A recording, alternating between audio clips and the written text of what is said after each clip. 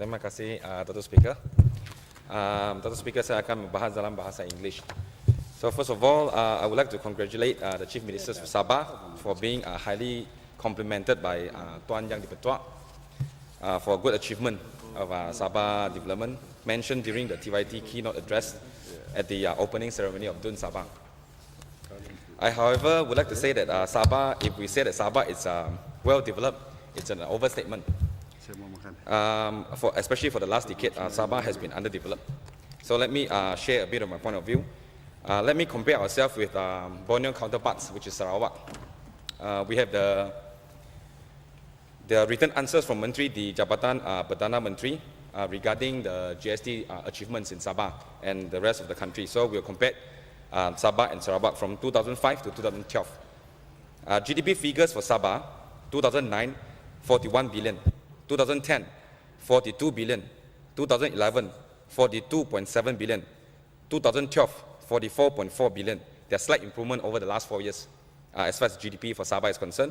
Sarawak, 2009, 64.2 billion. 2010, 66.9 billion. 2011, 70.8 billion. And 2012, 71.9 billion for Sarawak. Basically, Sarawak has been doing much better than Sabah with spectacular improvements.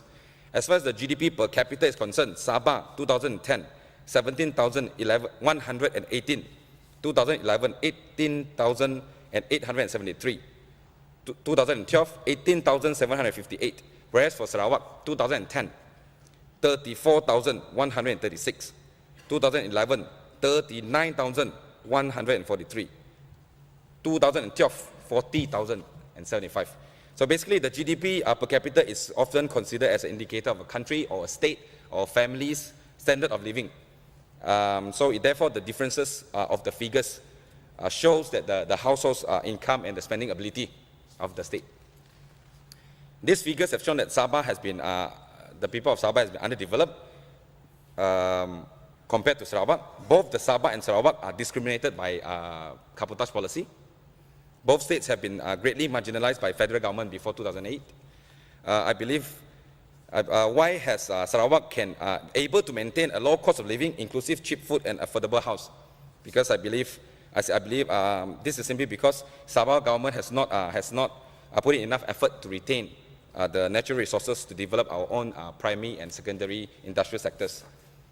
Primary sectors in Sabah is our agriculture sectors with rich natural resources. So in 2012, the figures as shown from the Menteri, agriculture sectors contribute 20.8% of the Sabah GDP. And however, out of the 20.8%, only 2% is actual farming besides palm oil. No genuine effort has been put in to develop the other potential agriculture farming such as paddy, rubber, fishery and so forth. So the rest are all palm oil. So meaning to say Sabah government is focusing on palm oil, may contribute to a short-term high margin profit by directly exporting for good prices now. But then that also means that the government has lacked long-term visions for overall primary sectors and Sabah as a whole.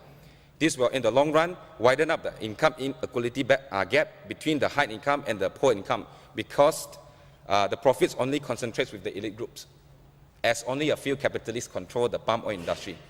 There is no raindrop effect, as no benefits goes to the majority normal population. As a result, elite groups either put their money overseas, resulting to ringgit depreciations, or invest their money in developing high-end properties, which results to overpriced properties in Sabah, which the middle and the low-income families cannot afford.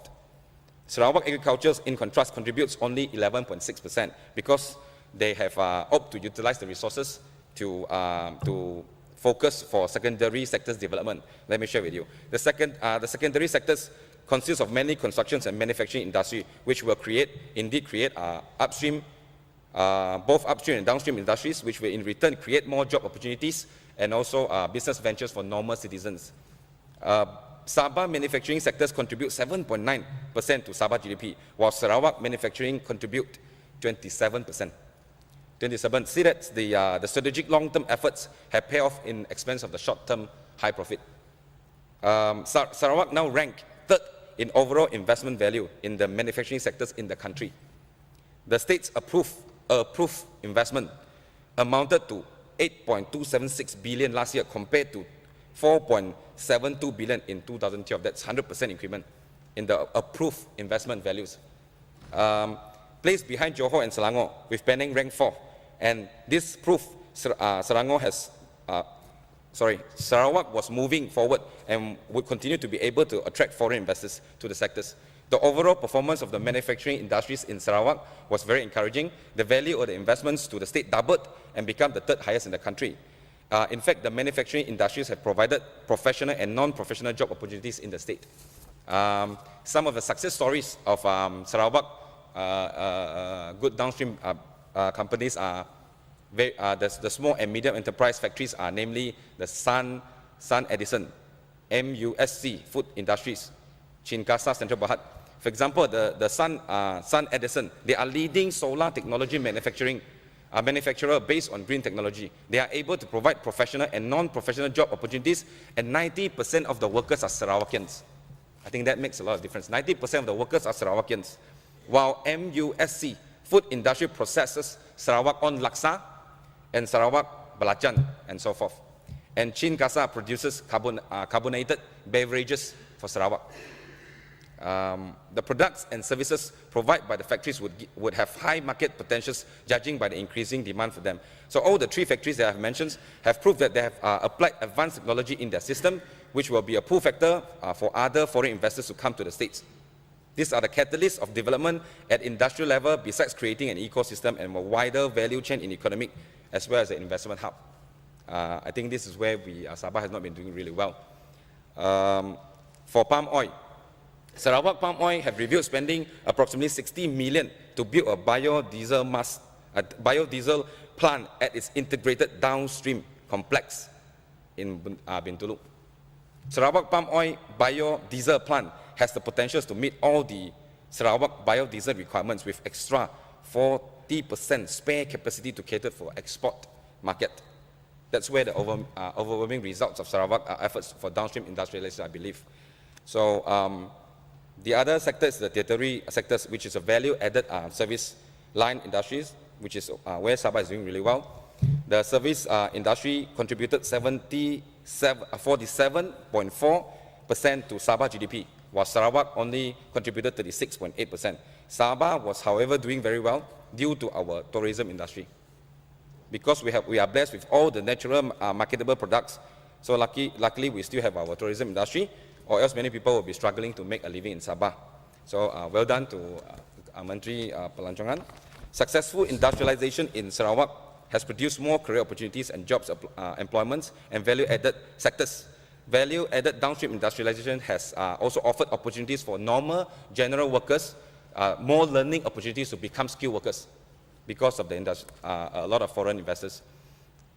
Success industrialization has indeed contributed to a better Sarawak economic, which has resulted to a lower living expenses, higher household income, giving them more purchasing power in Sarawak. Due to the downstream success, local can get local products as substitutions on imported goods. So they don't need to buy imported goods, they just buy from the local goods. Multiple effects, because they are buying from the locals, Sarawaks are spending their income in Sarawak to generate and stimulate Sarawak economic activities. As a result, Sarawak overall effort all along these years have contributed lower cost of living, lower cost of property, and lower cost of doing business.